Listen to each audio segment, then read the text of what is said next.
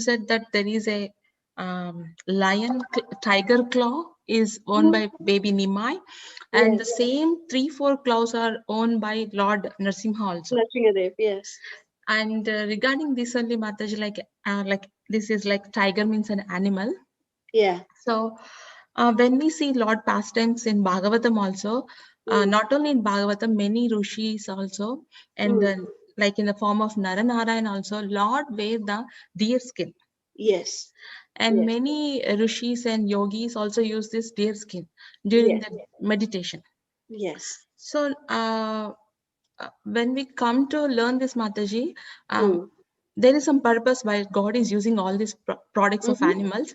But nowadays, they are telling that we should not use the animal products, like the skin and anything like nails. So how should we understand, Mataji, like deer skin and like tiger claws when God is wearing this? Okay, so we should understand why Naranarayan rishis, or the rishis from the previous ages, why they would wear the deer skin, because in those days they would actually live in the forest. They would not get any clothes from Walmart or clothes from what we have from any departmental store. They would not have any kind of thing. They would just have plain loin cloths, which is just plain cotton clothes. They would just have that. And sometimes they would even wear, it is also mentioned, if you see, that they would sometimes even cover themselves with bark trees, trees, bark of the trees they would cover themselves up with. It is mentioned that not only deer skin, but and deer skin, it's not that they would kill the animal right away and they would take the skin and wear that. No, when the deer would naturally die, they would take that skin, because these sages, they would live in the Himalayas, which is very, very cold areas. So they need protection. How would they protect themselves from the severe cold? They would do it in this way, by wearing this warm clothing, which would give them some kind of a shelter from to take care of themselves from this severe temperatures, cold temperatures like that.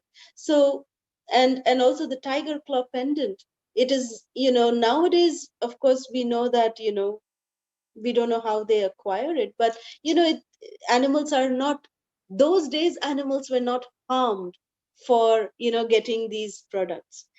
Rather, they, whatever happens naturally, when the animals would leave their bodies naturally, these auspicious things would be taken, because deer skin and all that, they are actually, even if you see, there are yogis who would sit on tiger skin, they would sit on tiger skin and they would do meditation and things like that. So these things are considered to be auspicious, just like the conch shell that we blow. The conch shell that we blow is actually the bone. It is actually the bone of Shankachuda. That's what it is made up of, conch shell.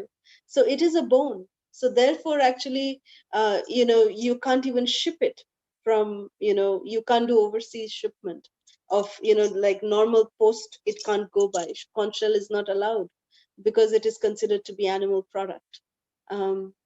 Similarly, even peacock feathers, you cannot, ship these kind of things because they are animal products. So nonetheless, these things are considered to be auspicious. These articles are considered to be auspicious. But in those days, they were not gotten by harming those animals, as opposed to what we are doing these days. So these days, yes, sometimes we are harming the animals to, get these kind of articles. So they are getting harmed like that.